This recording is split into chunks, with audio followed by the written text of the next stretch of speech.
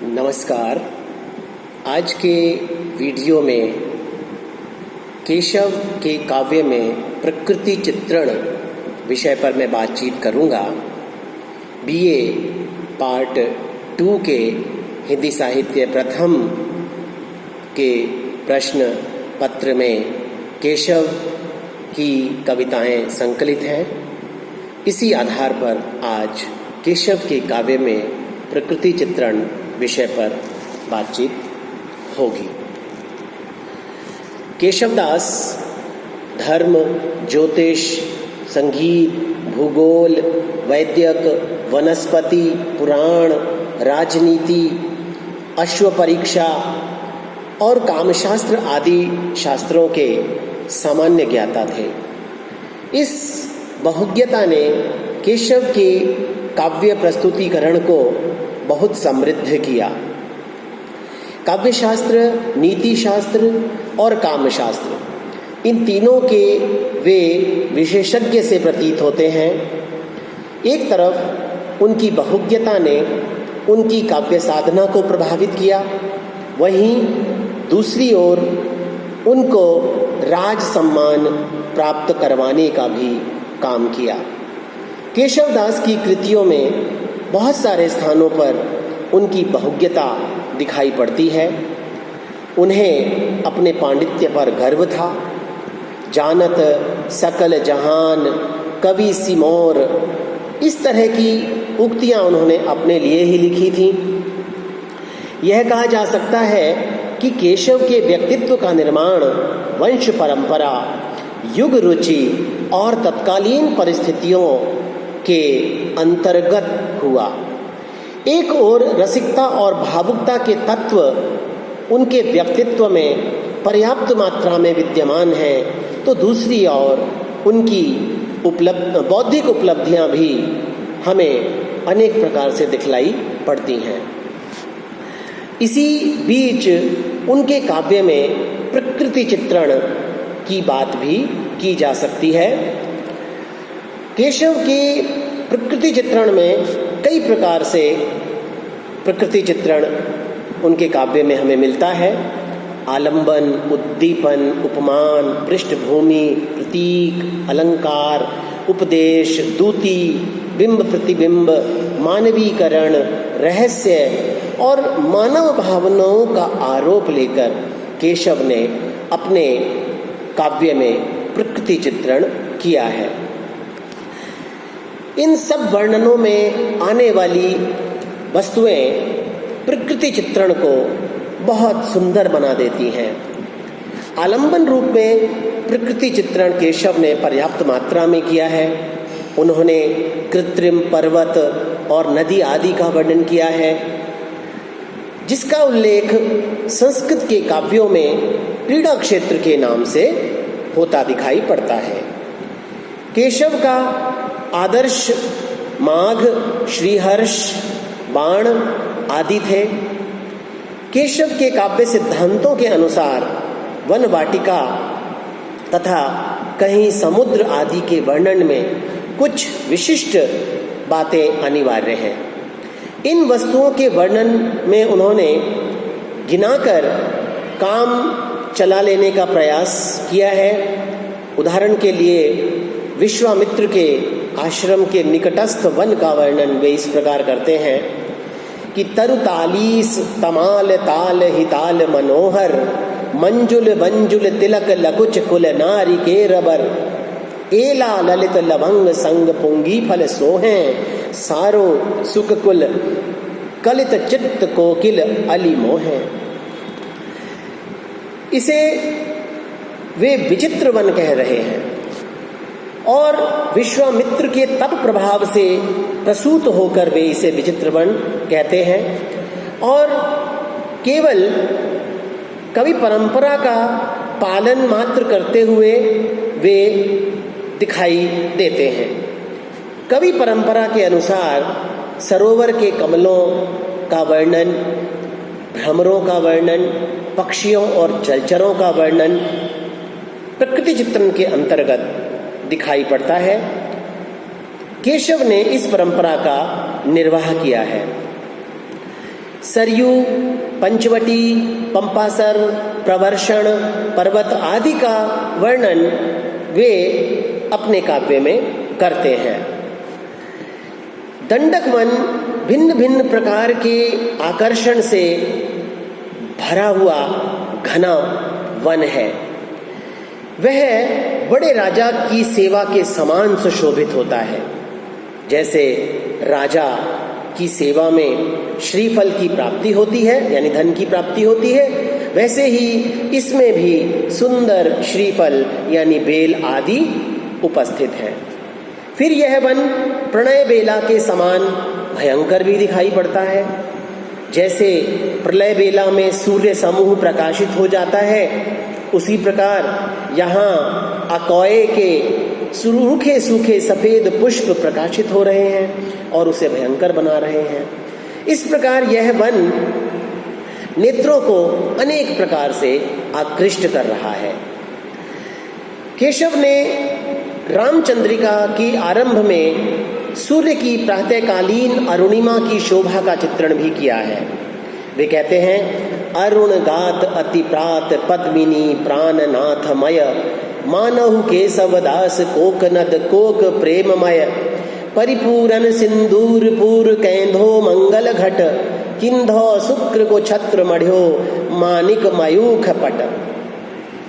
कमल और चक्रवाक का अरुण अनुराग, सिंदूरी वर्ण का मंगल कलश, मणिकांति सुशोभित इंद्र की छत्री, सभी उपमान तेज संचय करते हुए प्रातःकालीन सूर्य की अभिव्यंजना कर रहे हैं। हर पंक्ति में नवीन अप्रस्तुत की योजना होते हुए भी यहाँ प्रस्तुत अर्थात उदीयमान सूर्य का ही चित्र ध्यान में आता है। प्रातःकाल होते ही सारे तारे एक एक कर छिप जाते हैं, सूर्य कहाँ से कहाँ पहुँच जाता है, और यह दृश्य उन्होंने बड़े मनोहर रूप में हमारे सामने प्रस्तुत किया है। कवि प्रकृति का भली भांति निरीक्षण करना चाहता है, जहाँ वह हृदय को साथ लेकर चला है। उसने प्रकृति के अत्यंत सुंदर और मनोहर चित्र प्रस्तुत किए हैं। वर्षा ऋतु का बहुत ही मनोरम चित्र उन्होंने खींचा है। वे वर्णन करते हुए बड़ा ही सुंदर और मार्मिक व्यंजना करते हैं। राति है आई चले घर को, दसहूं दिसी मेह महामढ़ी आओ, दूसरो बोल ही तै समुझे कवि केशव यो छिति में तम छायो। वे आक्षेपालंकार के प्रसंग में प्रकृति के उद्दीपक रूप का सुंदर अंकन करते हैं। प्रकृति के साथ मानव हृदय का जो तादात्म्य उन्होंने 12 मासा वर्णन में दिखाया है, वह बहुत प्रशंसनीय है। संयोगिनियों के सुख की अभिवृद्धि करता हुआ उनकी भावनाओं को उद्दीप्त करता है उनका प्रकृति चित्रण। विरह के नाम मात्र से विरहिणियां घबरा जाती हैं। नारी हृदय चारों ओर की प्रकृति को हर्षित और अपने अपने प्रिय से संयुक्त होते हुए देख आंदोलित हो उठता है। केशवदास कहते हैं, केशव सरिता सकल मिलित सागर मन मोहे, ललित लता लपटात तरुण तर तरबर सोहे, रुचि चपला मिली मेघ चपल चमकल चहु ओरन, मन भावन कह भेटी भूमि कूजित मिस मोरन। वे इस प्रकार के सौंदर्य वर्णनों में अलंकार विधान का भी पूरा ध्यान रखते हैं। प्रकृति का सौंदर्य सघन अलंकारों में उनके यहाँ छिपता नहीं है। शरद ऋतु का वर्णन करते हुए वे लिखते हैं, दंतावली कुंद समान गनौ, चंद्रानन कुंतल भौर घनौ, भौहे धनु खंजन नयन मनो, राजीवनि ज्यों पद पानी भनो। उपमान योजना करते समय कवियों ने प्रकृति के असीम भंडार से सामग्री उठाई, यह स्वाभाविक भी है। जो कवि साहित्यिक परंपरा से बंधे हुए होते हैं वे प्रकृति का अप्रस्तुत उपयोग रूढ़ि के आधार पर करते हैं। रीतिकाल के कवियों में यह बात मिलती है। केशव भी इसके अपवाद नहीं है। सीता के नख शिख वर्णन में केशव ने प्रचलित उपमानों का प्रयोग किया है। मुख के लिए चंद्रमा प्रसिद्ध उपमान है। वे भी सीता के मुख की उपमा चंद्रमा से करते हैं। चंद्रमासी चंद्रमुखी सब जग जानिए, ऐसा कहकर उन्होंने सीता के लिए चंद्रमुखी उपमान दिया है। कवि चांद की सारी विशेषताओं को सीता के मुख में भी देखता है। सीता के मुख के लिए बड़े बड़े तार्किक ढंग से चंद्रमा को अनुपयुक्त ठहराकर वह कमल के समान भी बतलाता है। सुंदर सुवास अरु कोमल कमल अति, सीता जू को मुख सखी केवल कमल सो। अनेक प्राकृतिक रूपों की अप्रस्तुत रूप में परीक्षा शुद्ध सादृश्य की दृष्टि से बड़ी मनोहर और उपयुक्त जान पड़ती है। राम लक्ष्मण आदि की बारात से जनकपुर वासियों के मिलन को दिखाने के लिए कवि ने सागर और सरिता के प्रेम मिलन का बड़ा स्वाभाविक चित्रण उत्प्रेक्षा के माध्यम से किया है। वे कहते हैं, बानी चारी बारात चहूं दिसी आई, निप चारी चमू अगवान पठाई, जनु सागर को सरिता पगुधारी, तिनके मिलबे कह बाह पसारी। इसी प्रकार वन जाते हुए राम के पीछे उमड़ते हुए जन सागर के लिए भागीरथ के पीछे पीछे बहती हुई आती गंगा धारा की उत्प्रेक्षा भी अत्यंत भावपूर्ण है। केशव ने प्रकृति में मानव सुलभ भावों को खोजने का भी सफल प्रयास किया है। वर्षा को चंडी के विकास रूप में और शरद ऋतु को कुलीन सुंदरी के रूप में उन्होंने चित्रित किया है।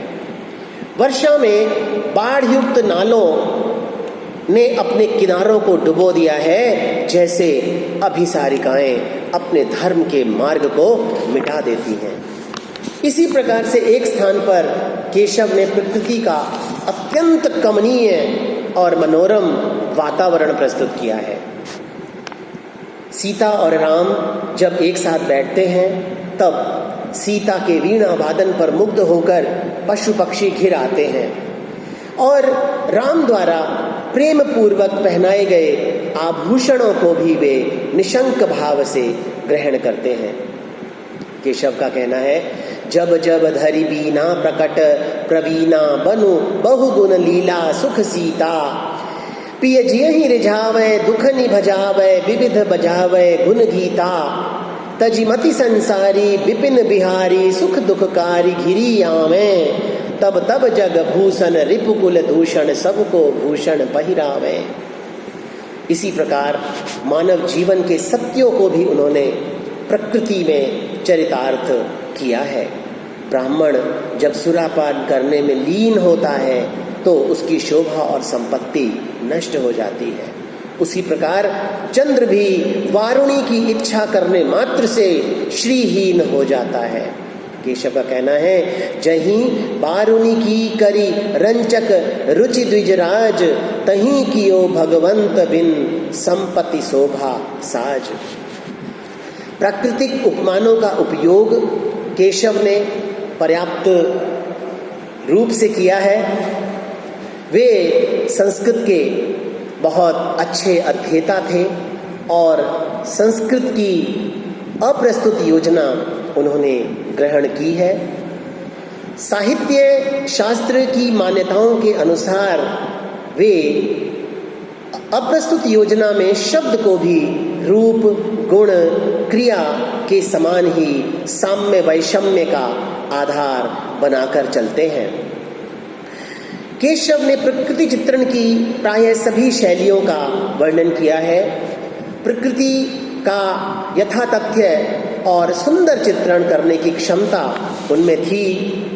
वे चाहते तो प्रकृति का स्वच्छंद और स्वाभाविक चित्रण कर प्रकृति कवि के रूप में प्रसिद्ध हो सकते थे, प्रकृति प्रेमी कवि बन सकते थे।